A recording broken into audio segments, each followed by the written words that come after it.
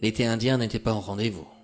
Cependant, l'atmosphère qui régnait dans le village de Chambretot concordait en totale harmonie avec ce temps maussade. Jean Loiseau était extrêmement connu dans le coin. Avant que le corbillard n'arrive, des citadins ouvraient leurs parapluies.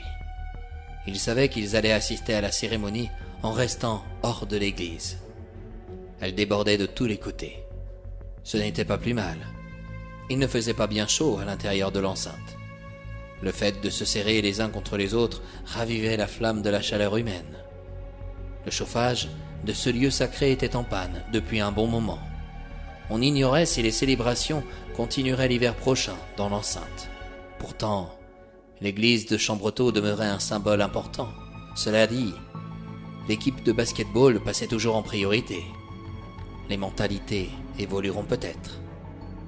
Louis Laporte s'amusait à penser que ce n'était pas le visage de la mariée de Chambretot qu'on devait afficher à l'entrée du bourg. C'était celle d'un ballon de basket. Au bout de ces 2 mois passés dans le village, s'il souhaitait dénicher des amis, il devait supporter l'équipe. Sinon, vous pouvez toujours attendre. Personne ne viendra à votre rencontre. Toute l'assemblée se retourna en entendant le cercueil pénétrer à l'intérieur de l'église. Il était en merisier.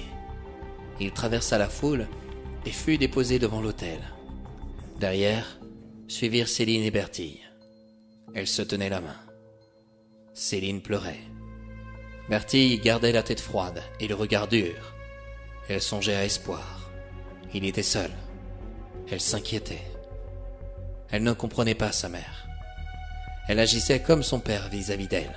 Pourtant, Céline risquait de la surprendre durant la cérémonie. De nombreux enfants assistaient à la sépulture. On percevait aussi des individus plus ou moins proches de Jean Loiseau. Quand tout le monde fut en place, le prêtre commença un discours. Il résuma en quelques paragraphes la vie de Jean Loiseau. Il parla de son entrée dans la religion ainsi que de sa foi envers le Seigneur. Il avoua son regret de le perdre si brutalement. À chaque messe, il versait 5 € de donation à la paroisse. Jean Loiseau n'était pas avare, contrairement à ce que beaucoup pouvaient raconter dans le village. Un portrait du défunt était posé sur le cercueil. On le voyait sourire, les yeux en direction du ciel. Louis Laporte était ici. Il n'était pas très loin de Céline. Il avait réservé une place pour Hélène. Peut-être qu'elle déciderait de changer d'avis. Durant ces derniers jours, Céline avait pris l'initiative d'aller à sa rencontre, dans l'ombre de Bertille. Elles étaient les meilleures amies du monde. Tout le village l'ignorait. Quand Hélène ouvrit sa porte d'entrée, elle fut étonnée de la voir. En lui faisant franchir le seuil de sa maison, Céline lui avoua. « Cette histoire me dépasse.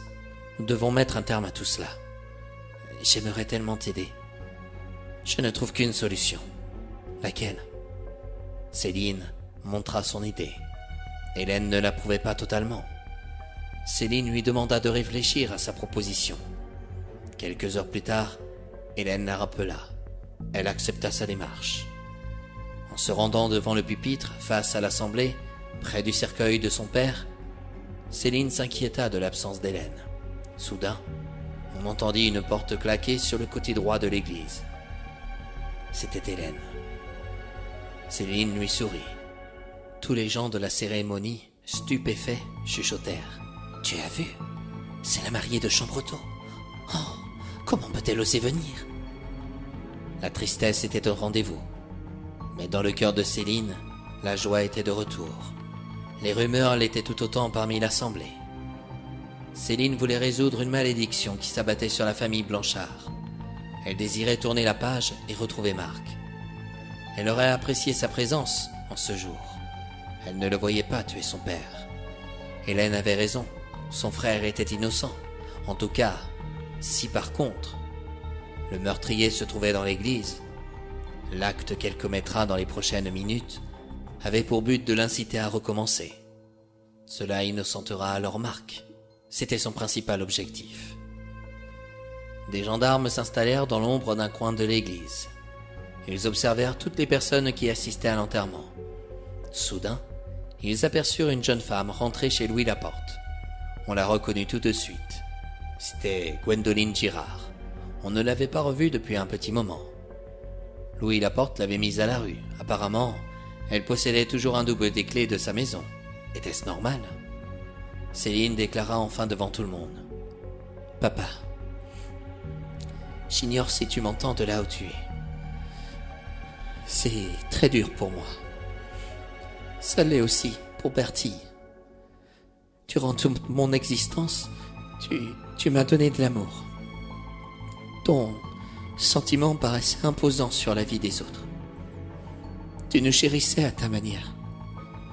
Juste avant de mourir, tu t'étais rendu compte de tes erreurs. Tu avais décidé d'effectuer des efforts. On t'en aura privé. Oh, tu ne me l'avais pas affirmé par orgueil, mais ton regard m'en disait autant que les mots qui auraient pu sortir de ta bouche. On t'en a empêché. En cette journée de douleur et de souvenirs, tu aurais accepté à ce que j'invite près de moi Hélène Blanchard. Aussi cruelle que ça puisse paraître, elle a été et restera toujours ma meilleure amie. Aucun bruit ne circulait dans la paroisse. De nombreuses personnes furent choquées. Céline utilisait le deuil de son père pour régler des comptes. Il fallait oser. Très vite, ils reçurent leur réponse. Céline voulait se libérer de ses tourments. Dans le livre de Job, extrait de la Bible de l'Ancien Testament, continua-t-elle, après quelques secondes, celui-ci se pose la question. Pourquoi le mal? Pourquoi frapper les êtres qui sont justes et laisser les méchants mener une belle vie?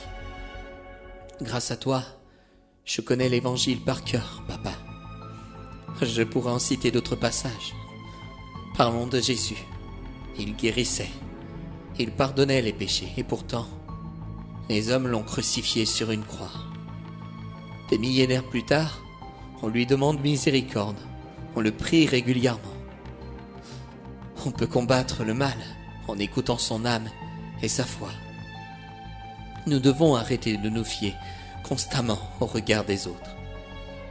Ma meilleure amie ne doit pas porter tous les fardeaux de ce village, ni son frère, ni espoir. Avez-vous oublié que j'ai échappé à la mort par le soi-disant meurtrier de mon père? Où serait ma fille si l'enfant de celui-ci n'était pas intervenu?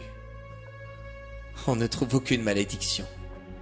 C'est nous-mêmes qui la créons. « Mensonge !» cria un ancien. « Je me retire. Oh, je ne peux pas en entendre plus. » « Et lorsque nous flairons le danger, » ajouta Céline en haussant la voix, « nous partons.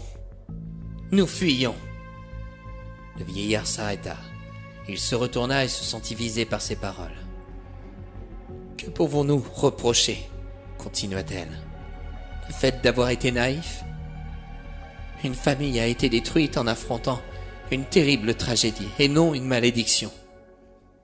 Hélène et Marc Blanchard ont perdu leurs parents dans une voiture et alors? Hélène en souffre déjà bien assez comme ça. Pourquoi s'acharner encore sur son sort? Aujourd'hui, c'est moi et Bertille qui éprouvons un drame.